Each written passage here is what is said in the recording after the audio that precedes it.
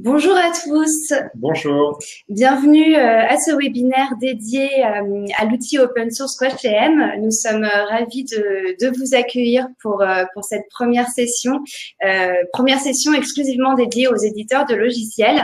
Je suis Maëlys Carl, responsable du développement marketing de Squash chez Enix, en compagnie de mon collègue. Donc moi-même, Laurent Masser, je suis manager et consultant en qualification. J'ai réalisé essentiellement des missions d'accompagnement au déploiement et à l'utilisation de SquashTM. Donc, l'objectif de ce webinaire qui devrait durer approximativement 1 heure, c'est de faire connaissance et de vous présenter l'outil open source Squash dédié à la qualification fonctionnelle de vos applications. Ce qu'on vous propose, c'est dans un premier temps de présenter la société Enix qui publie la suite Squash. Nous parlerons ensuite plus particulièrement de SquashTM. On fera une rapide démonstration sur la plateforme pour que vous compreniez comment elle s'agence à l'heure actuelle. Puis, une seconde partie sera dédiée aux questions-réponses. Les questions, vous pouvez tout au long de la présentation les écrire sur la partie qui est dédiée au chat à droite de l'écran.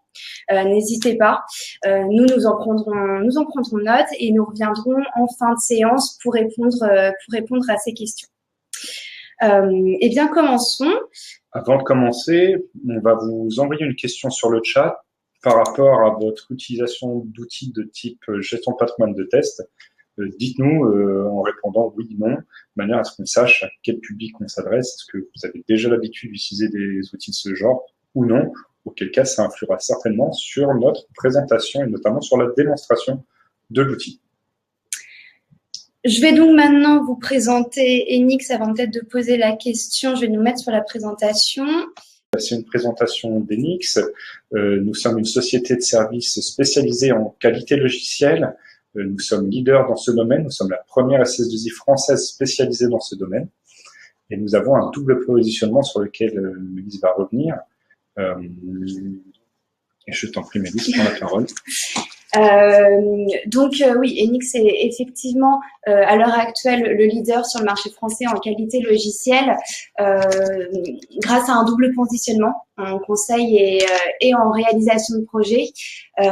Conseil aussi bien en termes d'outillage et de méthodologie qu'en organisation et formation des équipes dédiées à la qualité logicielle au sein des entreprises, et puis une partie dédiée à la réalisation de projets sur les tests fonctionnels, tests techniques, donc cela va de l'automatisation à la calimétrie, avec des tests de performance, des tests de sécurité, et ce en centre de service et en tierce recette applicative. À côté de ces deux pôles, on a également des activités en formation et reconversion professionnelle sur les métiers des tests, puis une partie qui est dédiée à l'édition open source d'outils de gestion de patrimoine de test, donc la suite Squash. Vous l'avez bien compris, c'est sur cette suite que nous allons aujourd'hui axer notre présentation. Donc aujourd'hui, la suite Squash est composée de deux outils principaux, SquashTM, l'outil de gestion du patrimoine de test, et SquashTA, l'outil dédié à l'automatisation de vos tests automatisés. Donc là, vous voyez un schéma qui vous présente les deux outils et les interactions qu'ils ont avec des outils tiers comme des outils de bug tracking. On pense notamment à Mantis, Track, Bugzilla, Redmine, qui sont des outils de bug tracking open source, et Jira, qui est un outil, lui, propriétaire, mais qui est très utilisé et très répandu au sein des équipes de développement. Et donc, depuis SquashTM, notre outil de gestion de patrimoine de test, vous pourrez déclarer vos anomalies directement au sein de ces outils-là. Et également, depuis SquashTM, vous pourrez lancer l'exécution de vos tests automatisés grâce au framework SquashTA, qui, lui, lancera vos tests automatisés vers les applications web avec Selenium ou SAI, par exemple, qui sont des automates de tests dédiés aux tests automatisés d'IHM Web. Vous pourrez lancer vos tests automatisés vers des applications, vers des couches bases de vos applications, comme les web services ou les API REST avec SOAP UI. Donc voilà l'écosystème Squash, deux briques principales, SquashTM dédié à la gestion de votre patrimoine de test et SquashTA pour l'automatisation. Aujourd'hui, on va axer la présentation sur SquashTM et vous présenter donc l'outil dans sa globalité. Donc la suite Squash, c'est une suite d'outils qui a été initiée dans le cadre d'un projet d'innovation qu'on a lancé pour nos besoins propres, pour outiller notre activité de recette au sein de centres de services ou de nos TRA, tierces recettes applicatives. En effet, à l'époque, il y avait le choix qu'entre des outils propriétaires, très chers et très lourds à déployer et à utiliser, et une offre en outils open source qui était obsolète par rapport à nos besoins et selon notre point de vue. Et donc, on a décidé de partir d'une feuille blanche et de créer la suite Squash. On avait deux objectifs. Donc, premièrement, outiller notre activité de recette pour que nos consultants puissent réaliser leurs projets dans de bonnes conditions avec un outil performant. Et au-delà de ça, on s'inscrit aussi dans un processus de professionnalisation de l'activité de recette en France qui a démarré vers les années 2010. Et on a souhaité s'inscrire dans ce processus national en proposant, au-delà d'un outil, une méthodologie et des ressources. Et donc, une des briques principales et la plus vaillante, c'est l'outil SquashTM qui permet d'outiller l'ensemble des équipes de test en France, que ce soit des équipes grands comptes ou même des petites équipes de test au sein de PME et ETI.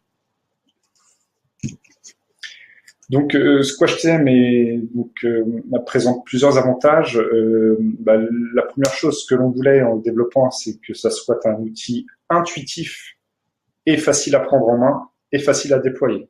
Donc, c'est une application web. Il n'y a aucune installation sur les postes clients. Donc déjà, c'est facile à déployer et on peut tout de suite, une fois que le lien est mis à disposition des utilisateurs, ces derniers peuvent se connecter et alimenter l'application facilement. Au-delà de ça, SquashTM est un outil pensé pour le collaboratif. C'est une application multi- et interprojet, c'est-à-dire que les utilisateurs vont pouvoir travailler sur plusieurs projets en même temps avec des droits différents. Et interprojet, ils vont pouvoir partager leurs exigences, leurs cas tests avec les projets de leurs collègues ou de leurs clients. Dans le cas des éditeurs et du contexte éditeur, c'est particulièrement adapté car en donnant le lien de SquashTM à vos clients, vous pourrez partager des informations avec eux et pourquoi pas même aller au-delà de ça, du simple partage, faire valider des éléments avec vos clients dans le cadre du cadrage du besoin de vos clients, de la spécification des fonctionnalités pour eux, et donc interagir peut-être plus facilement avec eux. SquashTM est composé de 3 espaces de travail.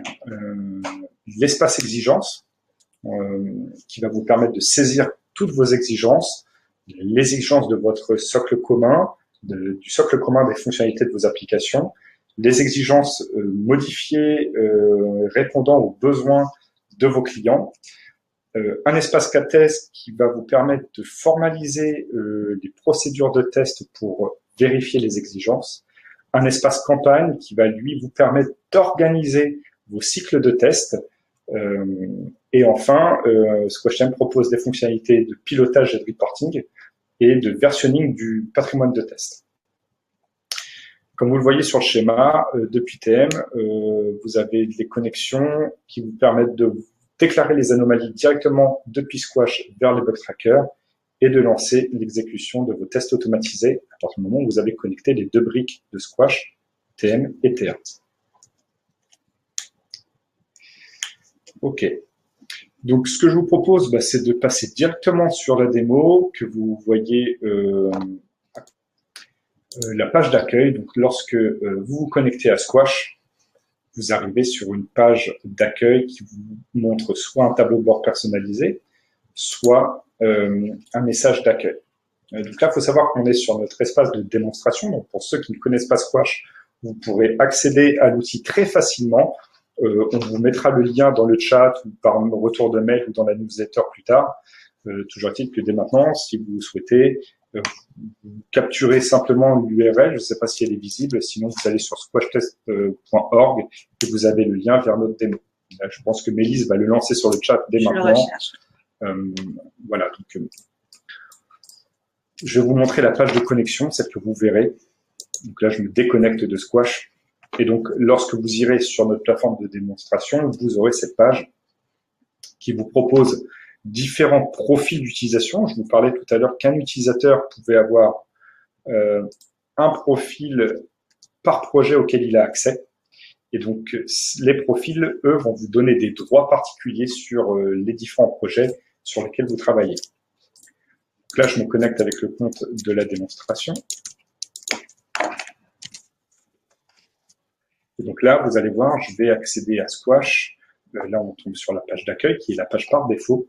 Et ensuite, libre à moi de circuler dans Squash via la barre de navigation à gauche, qui est tout le temps visible, quel que soit l'espace dans lequel vous vous trouvez. J'ai également une barre d'administration en haut, qui est tout le temps visible. Donc voilà, ça c'est le cadre général de l'application. Et au milieu, la page de consultation.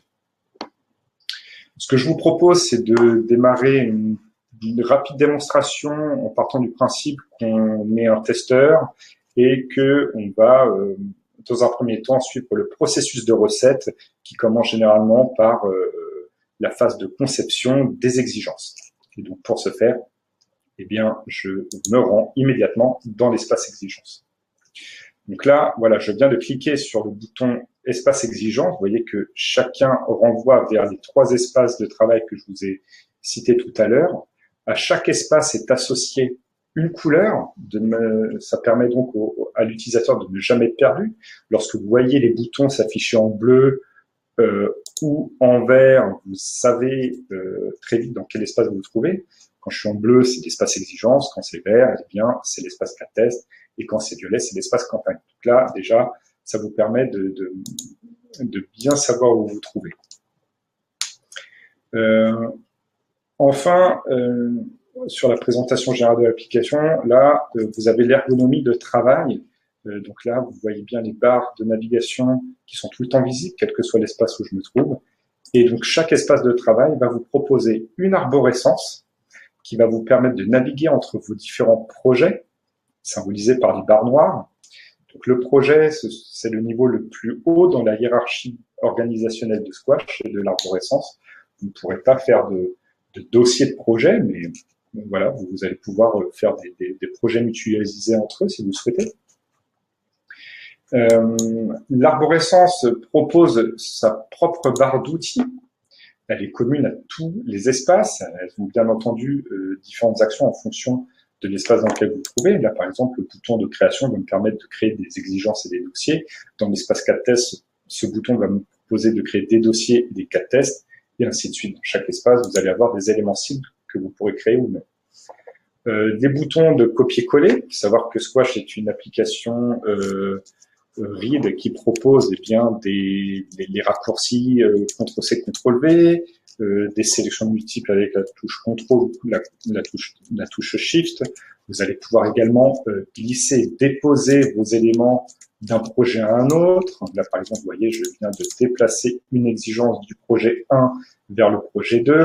Je vais pouvoir la redéployer dans un autre dossier. Par exemple, là, dans le cas d'une adaptation d'une fonctionnalité de mon socle commun à un client, eh bien, il suffit que je la déplace depuis mon socle commun vers le dossier du client. Et là, j'ai plus qu'à adapter l'exigence.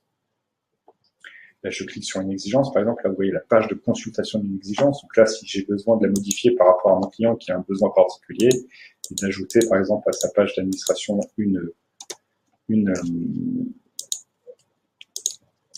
fonctionnalité nouvelle, voilà, j'ai plus qu'à adapter l'exigence à son besoin.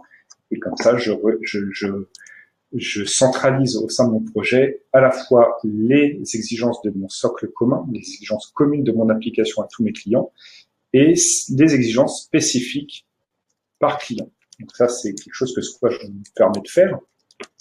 C'est de centraliser au sein de vos projets les fonctionnalités communes et transverses à vos clients et centraliser également les exigences par projet, les exigences de vos clients.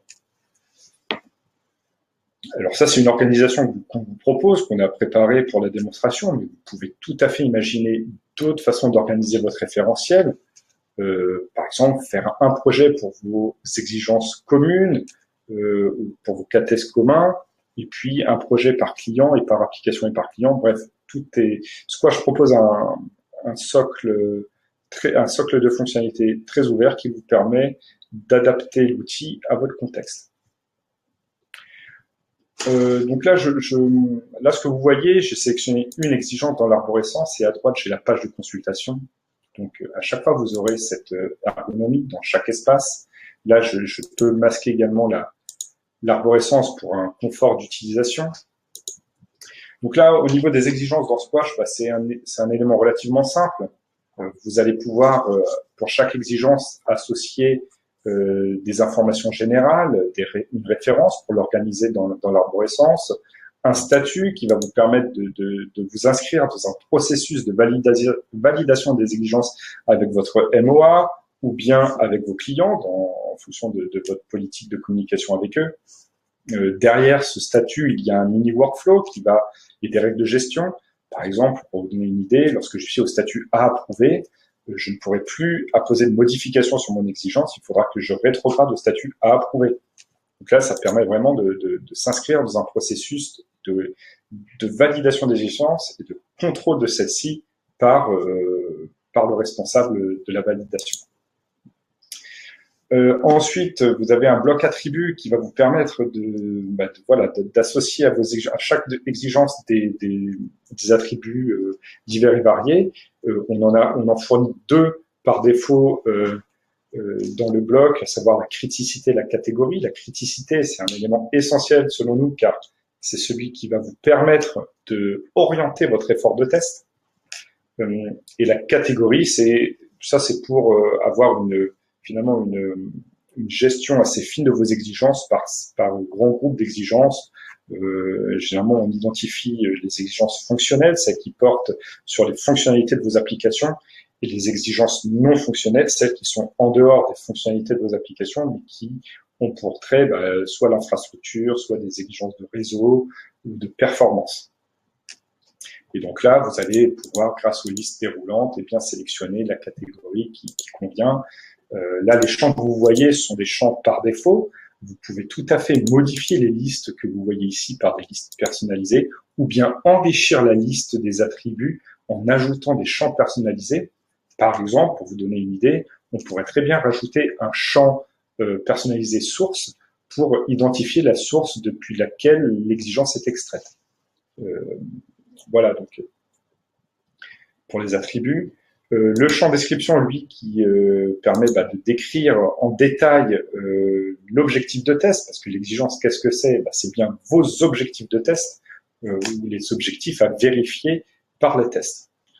Vous verrez également, vous aurez la possibilité également de voir la liste des cas de tests qui vérifient l'exigence, et vous aurez un indicateur qui se calcule automatiquement dès que vous associez des cas de test aux exigences.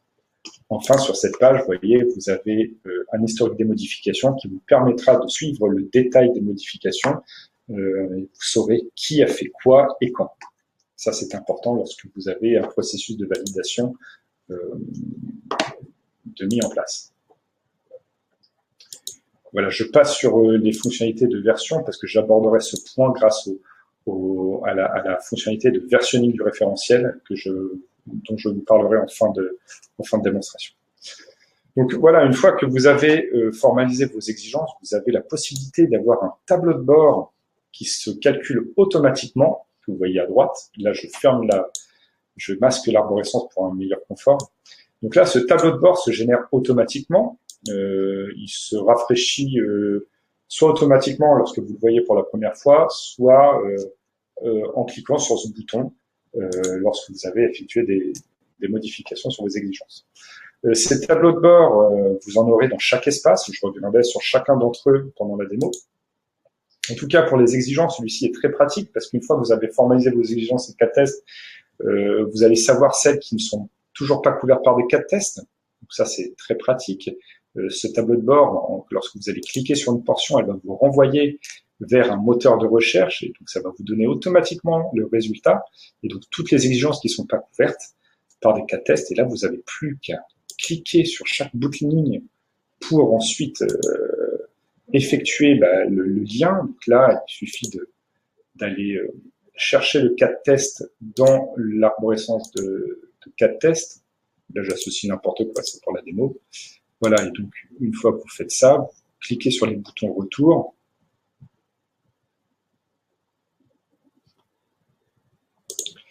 Et donc là, votre tableau est mis à jour automatiquement. Je reviens en arrière. Voilà. Donc ça, c'est un outil qui va vraiment accélérer votre travail. Vous allez pouvoir, en un seul coup d'œil, voir l'état d'avancement au niveau du statut de validation, voir si la criticité a bien été apposée sur vos exigences, et savoir si elles sont bien toutes complètes avec la description.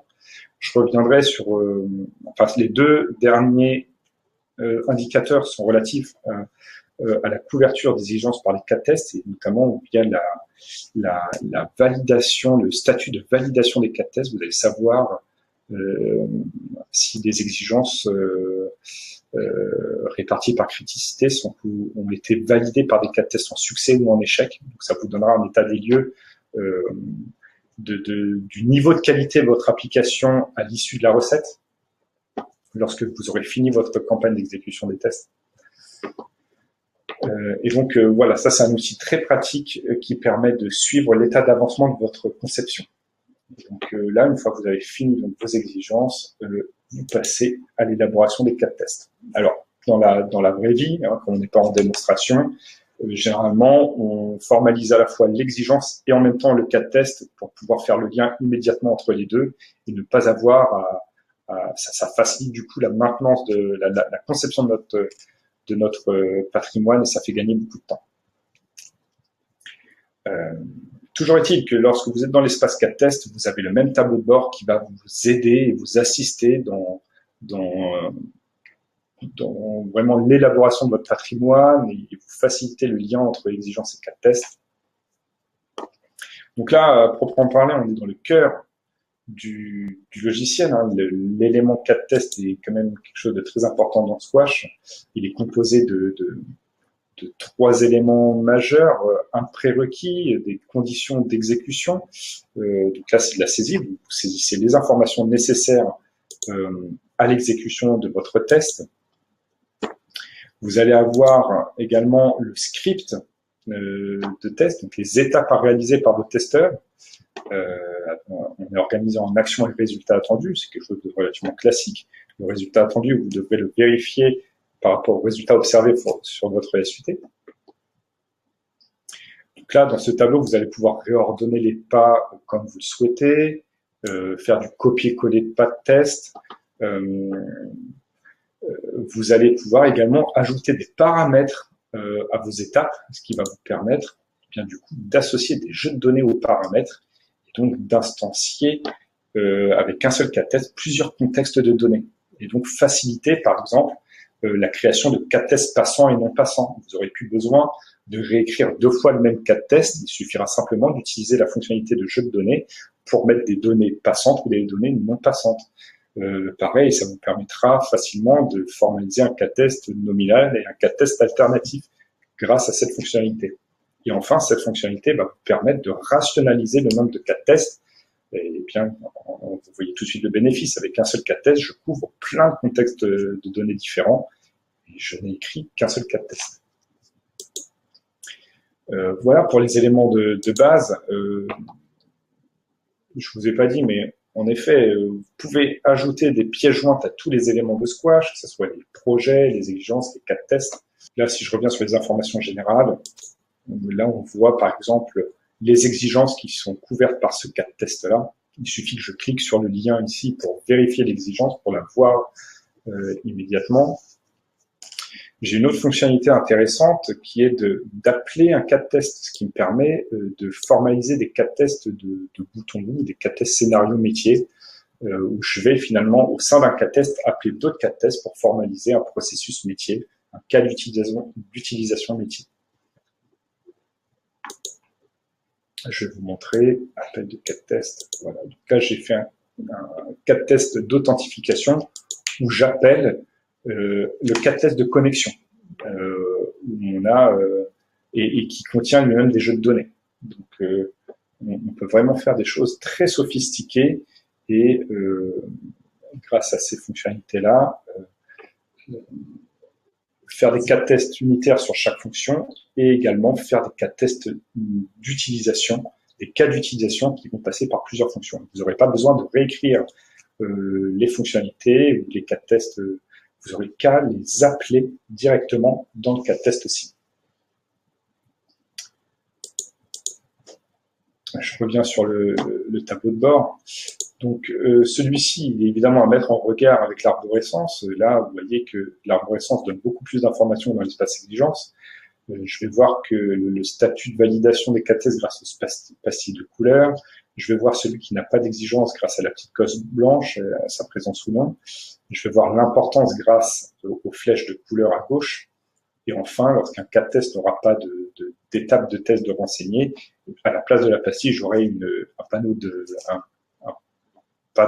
d'attention. Je vais vous montrer ça. Par exemple, si je crée un cas de test à la racine de mon projet,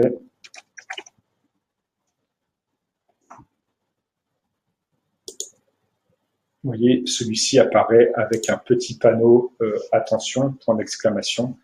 Et donc là, avec un seul coup d'œil, je sais où agir en premier et agir en priorité. Je vous propose eh bien, de consulter l'espace campagne. Donc l'espace campagne, une fois que vous avez formalisé vos cas tests, c'est dans l'espace campagne que vous allez organiser vos cycles de tests. Donc là, je suis en train de déployer une campagne de test. La campagne, eh bien, c'est le cycle global de votre exécution, à partir de la première livraison de votre version de recette jusqu'à la mise en production. Donc là, je vais pouvoir, au sein de cette campagne, renseigner plusieurs itérations et au sein des itérations, organiser mes cas de test en suite de tests. Donc là, vous voyez, j'étais sur la campagne, j'ai un tableau de bord d'avancement global sur ma campagne, où j'ai un tableau d'avancement prévisionnel versus le réel, les statistiques d'exécution, donc là on voit le dernier statut d'exécution de chaque cas de test, et un détail des tests par itération, avec un avancement de l'exécution par itération. Donc ça, c'est vraiment un outil qui se met à jour automatiquement et qui est très pratique pour suivre l'avancement de vos tests. Donc là, je vais vous montrer l'exécution des cas de tests.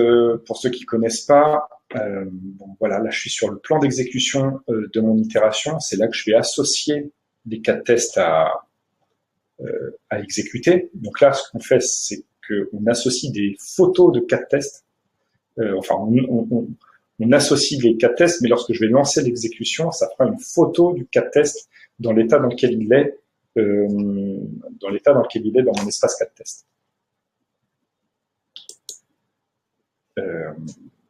Donc là, je vous propose de lancer une exécution. Vous allez avoir deux modes d'exécution avec la pop-up qui est un assistant d'exécution très simple qui va vous permettre de retrouver dans un premier temps en étape 0 eh bien, les éléments essentiels à l'exécution de votre cas de test avec le prérequis, ses attributs, l'éventuel pièce jointe que vous avez associé et nécessaire à l'exécution.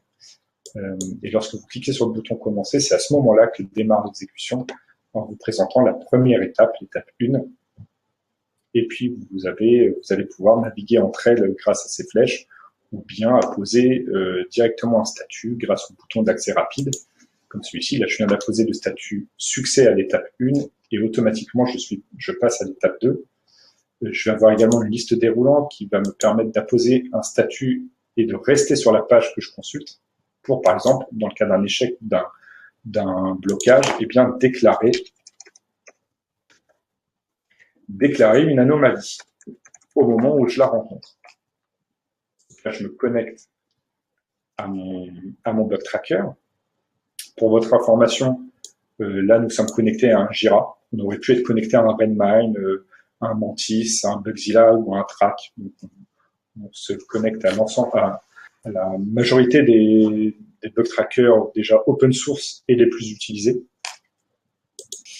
Vous avez donc là en visu la pop-up d'exécution en fond et au premier plan la pop-up de déclaration d'anomalie. Donc là, ce que je vous disais, c'est que là, Squash va automatiquement reproduire les écrans de déclaration de votre bug tracker. Et donc là, je vais pouvoir, si j'avais plusieurs types de demandes, bah voilà, là je peux sélectionner les différents types de demandes que j'envoie à mon bug tracker, que ce soit une évolution, une demande d'amélioration, une demande d'anomalie, et Squash va automatiquement construire la pop-up à ce moment-là. Et reprendre les champs nécessaires et obligatoires ou par défaut de vos bug trackers.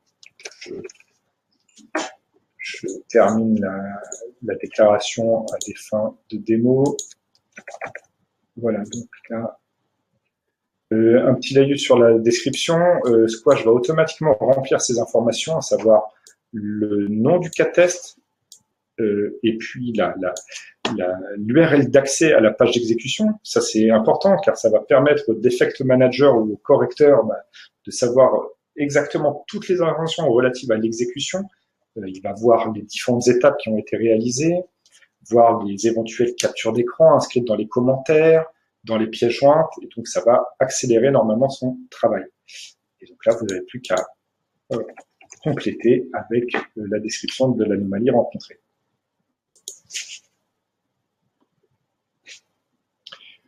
Donc la deuxième Squash. Donc là, vous voyez que Squash récupère l'ID de l'anomalie, et donc dans Squash, vous pourrez suivre l'état d'avancement de la résolution. Donc là, il n'y a pas toutes les colonnes, mais dans d'autres espaces, vous allez voir, vous aurez le statut de résolution de visible. La deuxième fonctionnalité de la pop-up des déclarations, eh bien, c'est de rattacher une anomalie existante. Donc ça sous-entend que vous connaissez la clé, vous allez devoir la renseigner, et Squash va aller récupérer les informations.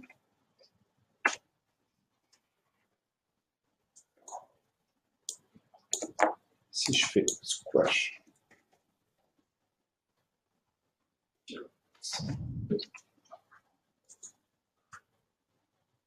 donc là, il va récupérer normalement l'ID de l'anomalie que je viens de déclarer, et donc je n'ai plus qu'à cliquer sur ajouter pour terminer la déclaration.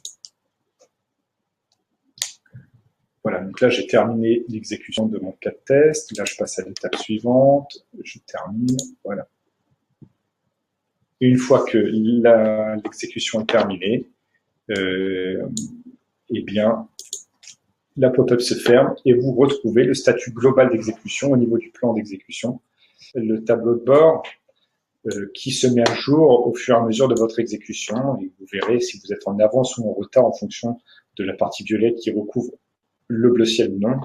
Vous allez avoir un détail des statuts d'exécution, la répartition des exécutions par statut. Vous allez avoir une répartition de l'importance des cas de test en fonction de leur statut d'exécution. Et enfin, vous avez un dernier indicateur qui est très utile, qui va vous permettre de savoir si vous avez bien orienté votre effort de test. Et donc là, si vous voyez par exemple que une portion rouge foncé qui correspond à l'importance très haute, vous savez, et que vous avez terminé, enfin vous avez passé une journée à exécuter et qu'il vous reste encore des cas de test importants à exécuter, c'est que vous avez peut-être probablement mal orienté votre effort de test. Donc ça c'est assez pratique pour orienter tout ça. Enfin, vous avez un inventaire par suite de tests qui vous donne l'état d'avancement par suite de tests, par itération. Vous avez la même chose au niveau de la campagne qui vous donne vraiment un aperçu global de votre exécution. Vous voyez que j'ai le détail par itération. Enfin, ce tableau de bord, vous allez pouvoir l'imprimer, du moins générer une page que vous pourrez partager. Vous pouvez donner le lien qui va envoyer directement sur cette page. Vous pouvez ajouter ça dans un mail, dans un document.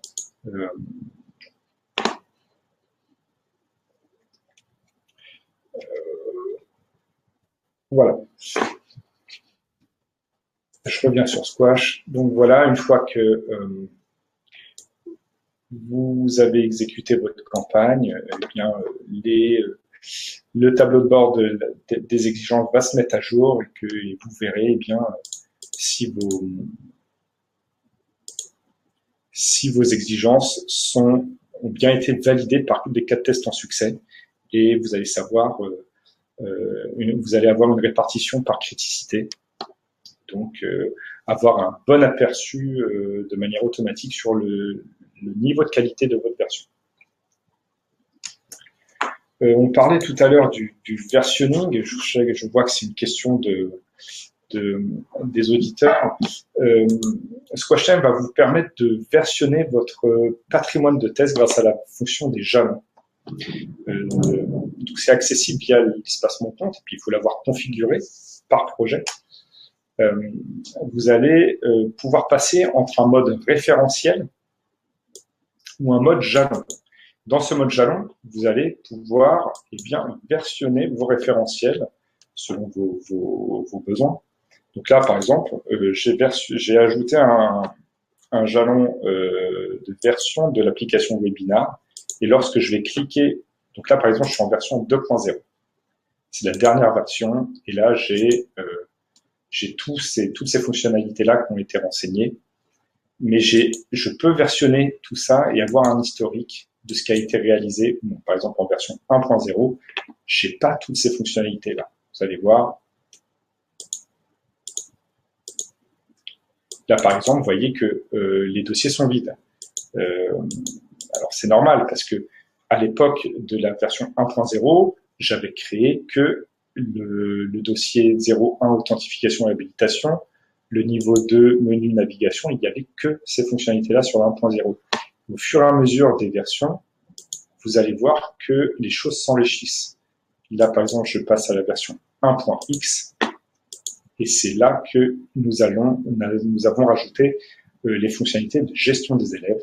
Voilà. Et donc, c'est là que vous voyez que le référentiel est complété de ces nouvelles fonctionnalités. Et ça, vous pouvez le faire sur tous vos projets. Et ça vous permet vraiment d'avoir un suivi de chacune de vos versions et de savoir exactement ce qui correspond, savoir exactement le patrimoine d'exigence pour chaque version, le patrimoine de cas de test pour chaque version et ce qui a été exécuté pour chaque version. Ça, c'est très important lorsque vous avez des besoins d'audit stricts à respecter. Là, je repasse sur la page d'accueil et je vous propose que l'on fasse un petit point sur vos questions afin d'y répondre. Il nous reste une bonne vingtaine de minutes, ça devrait être bon. Donc là, on va passer du mode caméra au mode démo, et si on a besoin de vous remontrer des choses en Squash, on switchera. Okay. Alors, voilà, j'espère que cette rapide démonstration vous a permis de découvrir des choses, déjà de vous donner un aperçu global sur l'application. Je vous ai montré des fonctionnalités standards dans le cadre d'un processus assez basique. Je remplis mes exigences, je formalise mes cas tests, j'associe les exigences aux cas tests, j'associe ensuite mes cas tests à un point d'exécution et je l'exécute. Squash propose des fonctionnalités de base qui répondent aux besoins des équipes de test, et on a également tout un ensemble de fonctionnalités avancées comme le moteur de recherche, comme la gestion, l'utilisation des tableaux de bord pour augmenter la productivité de vos équipes, et également la fonctionnalité de jalon qui vous permet de versionner votre référentiel et vos exécutions par rapport à vos rythmes de release. Alors, Mélisse, quelles sont les questions auxquelles on peut répondre? On peut peut-être passer, alors la dernière qui vient d'arriver, je vais pas faire par ordre chronologique, mais peut-on personnaliser ce tableau de bord? Donc c'était quand on était sur l'espace des campagnes, effectivement. Oui. Et qu'on a pu vous montrer les reports. Alors avant de passer à cet espace, je vais pas vous faire on n'aura pas le temps de créer un tableau de bord personnalisé maintenant, mais en effet, Squash propose un espace pilotage qui vous permet de créer des indicateurs personnalisés et de les associer à des tableaux de bord.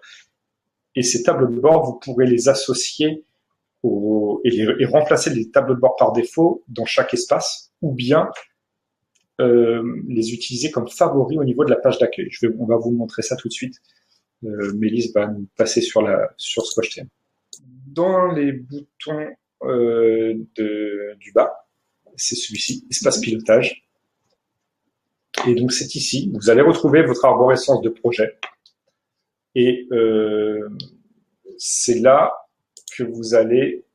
Alors là, je désactive le filtre global, vous n'en avez pas parlé. Voilà, je désactive le filtre global qui me permet de voir tous les projets auxquels j'ai accès. Par exemple, là, j'ai un tableau de bord par défaut. Vous voyez, ça, c'est un tableau de bord par défaut qui est alimenté par les différents indicateurs qu'on a créés ici. Donc là, par exemple, il suffit que je glisse l'indicateur dans le tableau de bord pour qu'il apparaisse et qu'il complète le tableau de bord. Voilà. Donc là, vous voyez, vous pouvez créer plein d'indicateurs selon vos besoins. Typiquement, ça peut être très utile pour vos critères de recevabilité d'une version, pour vos critères d'interruption de recettes, vos critères de sortie de recettes quand on est dans les phases d'exécution. Voilà, faut pas hésiter à essayer cette fonctionnalité-là et ça peut vraiment compléter les indicateurs par défaut qu'on vous propose dans chaque espace. Vous voyez que là, il y a un petit bouton favori au niveau du tableau de bord qui vous permet soit, alors l'effet démo, évidemment, pourquoi il ne veut pas,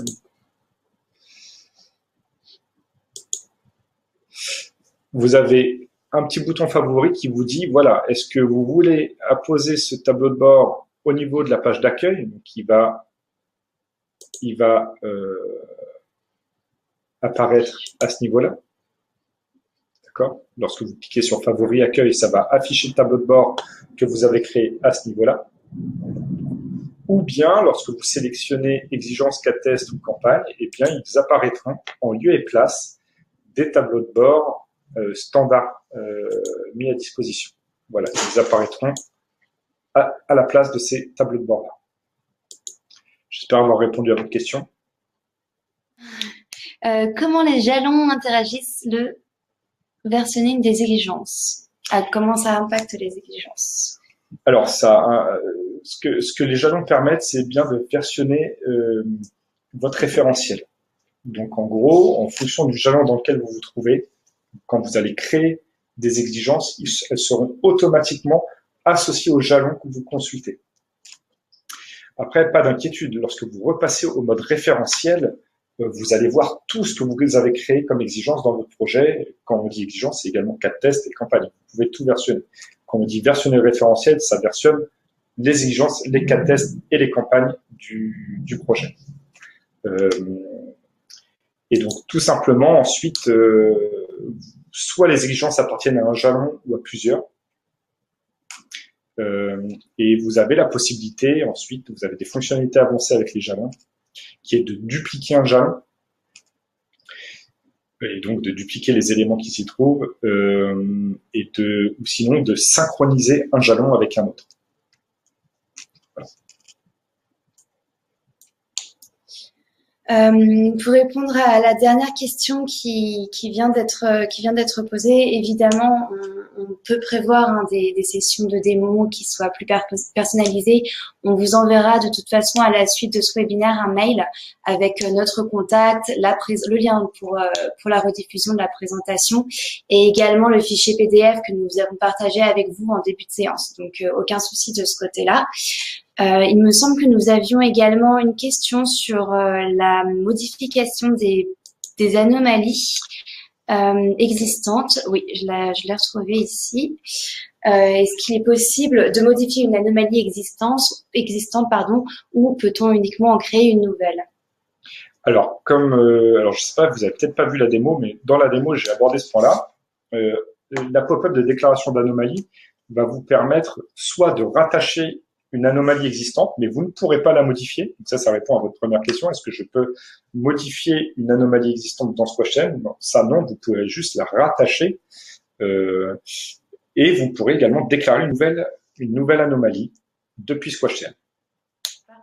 Comme l'a suggéré Franck, effectivement, il est tout à fait possible qu'on organise ensemble une démonstration plus personnalisée où vous pourrez poser vos questions de vive voix. Ce sera aussi plus intelligible au niveau de l'interactivité. Je vais vous envoyer un mail à toutes les personnes qui ont participé à ce webinaire afin de vous transmettre nos contacts, la présentation PDF et puis que vous ayez le lien de rediffusion vers la vidéo qui sera en ligne sur notre chaîne YouTube. Tout à fait. Moi, j'espère que ce premier webinaire a été efficace pour vous, c'est-à-dire que vous avez vu les avantages d'un outil comme celui-ci. En guise de conclusion, j'aimerais vous dire quatre choses. Donc, les outils de gestion de patrimoine de test, ils servent à plusieurs choses. Dans un premier temps, outiller votre activité de recette et vous offrir vraiment une plateforme qui va vous permettre de capitaliser sur le savoir, capitaliser le savoir sur vos applications, sur les fonctionnalités communes à vos applications, celles développées et spécifiées pour vos clients, de tout centraliser dans un outil plutôt que d'avoir différents livrables qui contiennent ces informations. Dans un deuxième temps, SquashTM, enfin des outils comme SquashTM vont vous permettre d'harmoniser vos pratiques de test et donc d'harmoniser les pratiques au sein de vos équipes de manière à mieux contrôler votre activité de recette.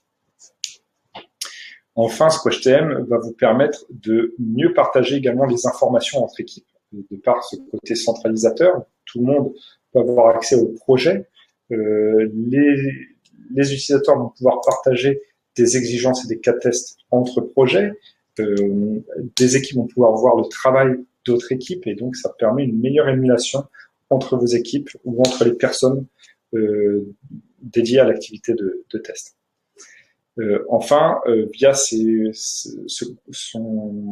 aspect full web, eh bien, vous pourrez partager vos référentiels avec vos clients en donnant accès, par exemple, à un ensemble de cas tests que vous aurez élaboré, ou bien donner un accès à une campagne de validation directement à vos clients en leur donnant un accès.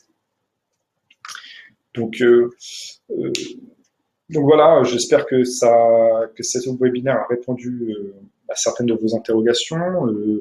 Mélisse a suivi le fil, normalement on a répondu à tout. On a eu quelques dernières questions. Ah, un aspect très important qui nous est posé, c'est la pérennité de l'outil. Eh bien c'est simple, SquashTM étant open source, ce simple aspect-là garantit la pérennité de SquashTM.